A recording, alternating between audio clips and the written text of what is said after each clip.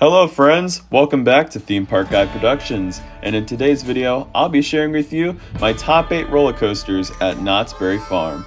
This park is located in Buena Park, California, just 10 minutes away from the Disneyland Resort and 30 minutes away from Los Angeles, California. This park is known for its nostalgia, charm, and of course, boysenberries. However, they also have a decent coaster lineup that's worth talking about. So today, I'm going to be ranking all the coasters from worst to first. Keep in mind, I will not be including Montezuma's Revenge on here. This coaster has been closed for about a few years and it hasn't reopened. However, Knott's Berry Farm is working on getting the coaster back up and running, but the question is, will it reopen? Who knows? But without further ado, let's go ahead and get started on today's list. Number 8, Coast Rider. This is the park's Mock Rides Wall Mouse coaster, and this has to be the single worst wall mouse roller coaster that I've ever experienced. What's funny is that it isn't rough, it's actually one of the smoother wall mouse coasters out there. However, the restraints for this ride are horrible. It has these shin guards that hold your legs, and they are incredibly uncomfortable and unnecessary. I was begging to get off this ride after it was finished, and overall, this was not a pleasant experience. I only rode this for the credit, and I don't plan on riding it again unless I'm with someone who wants to ride it, but honestly, just avoid this ride. Number 7, Jaguar.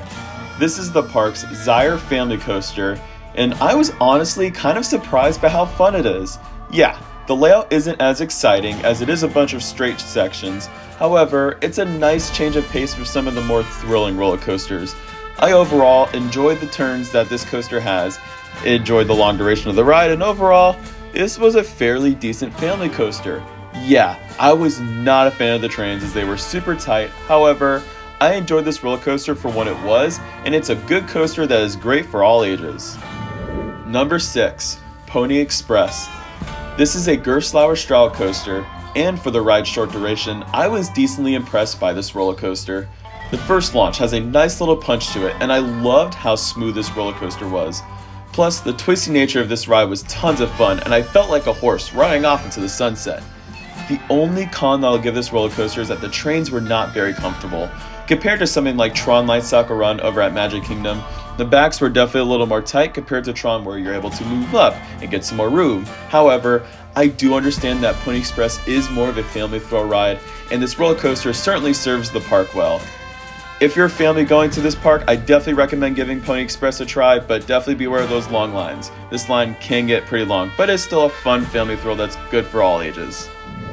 Number 5, Sierra Sidewinder. This is a mock ride spinning coaster, and I was very impressed with the ride's layout. The layout is a bunch of turns and helixes, but some of those helixes go way close to the ground, and I also really enjoyed how long the coaster experience was. Now, during my ride, I didn't get much of a spinning coaster experience because the trains, I guess, weren't as balanced, or we were well balanced, so we didn't spin much. So with these spin coasters, it is kind of hit or miss. However, the layout is what made this roller coaster fun. Now, I still prefer Cobra's Curse from Busch Gardens Tampa due to the theming, but Sierra Sidewinder is a pretty impressive coaster and probably one of the more underrated attractions here at Knott's Berry Farm. Number 4, Silver Bullet. This is the park's B&M inverted coaster, and overall, this is a pretty solid invert. This coaster does a really good job in delivering a very smooth roller coaster experience that flies over water and pathways. Plus, the inversions are fun, and I really like that helix towards the end where the blood really rushes into your feet. You do get some pretty good positive G-forces during that moment. While this may not be as intense as some of the other inverted coasters, I do consider it to be one of the weaker ones. It's still a great coaster overall that delivers a smooth and memorable ride experience, and one coaster you should not miss. Number 3, Accelerator the Ride. This is the park's intimate hydraulic launch coaster, and what a fantastic roller coaster this one is. For starters, the launch is easily one of the best launches that I've ever experienced on any roller coaster. It's incredibly punchy, quick, and super powerful. That's one thing I love about these hydraulic launches is that they are very intense, and this launch is no different. The rest of the ride is a top hat with some amazing airtime and a couple of turns, but the launch is so incredible that it easily bumps this ride to the top 3 in the park. There's just something about these roller coasters that offer short bursts of intensity that I love, and Accelerator is an amazing example that you don't need a super long ride to be memorable. While I wish this coaster had more elements, it's still overall one fantastic roller coaster that you have to ride. Number 2, Hang Time.